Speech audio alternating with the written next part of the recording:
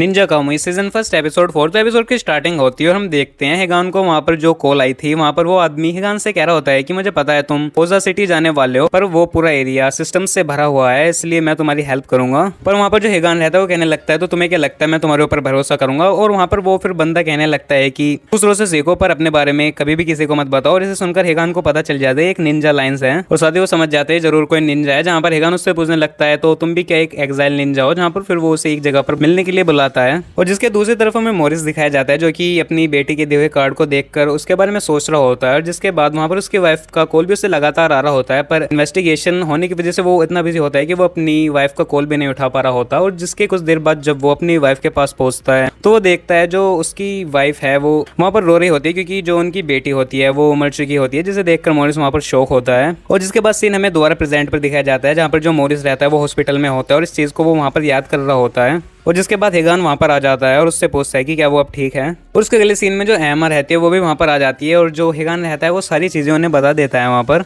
उस कॉल के बारे में। और जिसके बाद वो वहां पर उस कॉल के बारे में और पता करने लगते हैं और साथ ही ओजा सिटी के बारे में भी। और वहाँ पर जो माइक यानी मोरिस रहता है वो हिगान से कहने लगता है कि तुम एक पोएम के भरोसे उसके साथ जाना चाहोगे। जहाँ पर हिगान कहता है कि हाँ, क्योंकि ये सिर्फ पुराने निंजाओस की आती है और मेरे पास कोई और ऑप्शन भी नहीं है। जहाँ पर एमा भी बताती है कि हाँ, वो पूरी सिटी सिस्टम्स से भरी पड़ी है और कोई सिंपल आदमी तो उसके अंदर वहाँ पर जा भी नहीं सकता। और साथ ही वो बताती है डार्क वेब की हेल्प से कि कुछ ऑर्गेनाइजेशन को लग रहा है कि जो ओजा ऑर्गेनाइजेशन है वो पूरी दुनिया पर राज करना चाहती है, इसलिए वो सीक्रेटली उस सिटी पर नजर भी रखते हैं।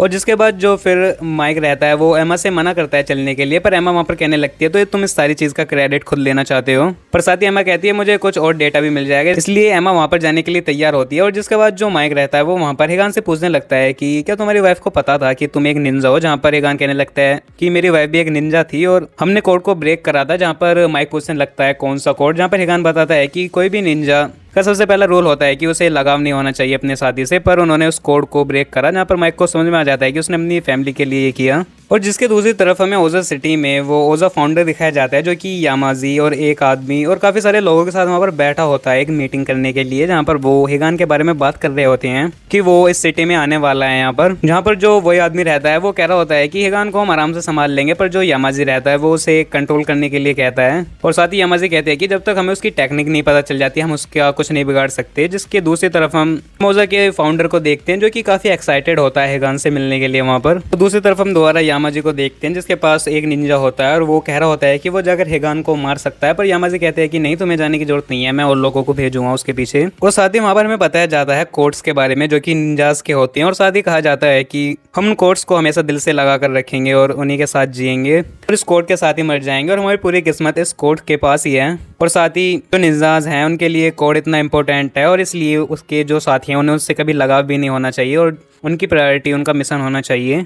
और जिसके बाद हमें दोबारा एक पास्ट का सीन दिखाया जाता है जहाँ पर हमें 3 निंजास दिखाए जाते हैं जो कि काफ़ी लोगों को मार चुके होते हैं। और जिसके बाद हम एक मीटिंग देखते हैं जहाँ पर उन तीनों निंजास को उनके नाम दिए जाने वाले होते हैं और वहाँ पर और जो वो 3 निंजास होते हैं वो हिगान, जाई और मारी होती हैं और ये इनाम उन्हें दिए भी जाते हैं और वो अपने नाम से वहाँ पर खुश होते हैं। और साथ ही हमें वहाँ पर मास्टर यामाजी भी दिखाए जाते हैं। जिसके बाद हमें अगले सीन में दिखाया जाता है कि वो तीनों एक मिशन पर जाते हैं जहाँ पर उनकी जान को खतरा भी होता है। और वहाँ पर जो मारी रहती है वो एक मदर और उसकी बेटी को देखती है जो कि एक जगह पर छुपे हुए होते हैं, जिसे देखकर मारी वहाँ पर थोड़ी शौक हो जाती है। पर अगले ही सीन में जो वो मदर होती है वो मारी के ऊपर गन फायरिंग स्टार्ट कर देती है, पर जो हिगान रहता है वो वहाँ पर उन्हें शूट कर मारियो को लेकर वहाँ से पानी में कूद जाता है। और उसके अगले सीन हम देखते हैं जो हिगान है उसने मारियो को वहाँ पर बचा लिया होता है और उसकी मरहम पट्टी भी कर दी होती है। पर वहाँ पर जो मारी रहती है वो अपने आप को समझा लेती है और साथ ही कहने लगती है कि मिशन तो पूरा हो चुका है। और जिसके बाद वो अपनी जान देने के लिए वहाँ पर तैयार होती है, पर जो हिगान रहता है वो उसे वहाँ पर बचा लेता है। और वहाँ पर मारी कहती है कि हमारा रूल है कि कभी भी अपने साथी से लगाव नहीं होना चाहिए और तुमने ऐसा करा तो कोड ब्रेक हो जाएगा। पर वहाँ पर हिगान कहता है मैंने तुम्हें जब पहली बार देखा था तभी मुझे तुमसे लगाव हो गया था। जिसके बाद वो दोनों वहाँ पर रिलेशन में आ जाते हैं और उसके अगले सीन में जो जाई रहता है वो किसी तरह उन्हें वहाँ पर ढूंढ लेता है और फिर हमें सीन प्रेजेंट में दिखाया जाता है जहाँ पर हम हिगान को देखते हैं जो कि बाइक पर होता है और दूसरी तरफ में जाई दिखाया जाता है जो कि एक बॉल टाइप को अपने हाथ में लिए होता है और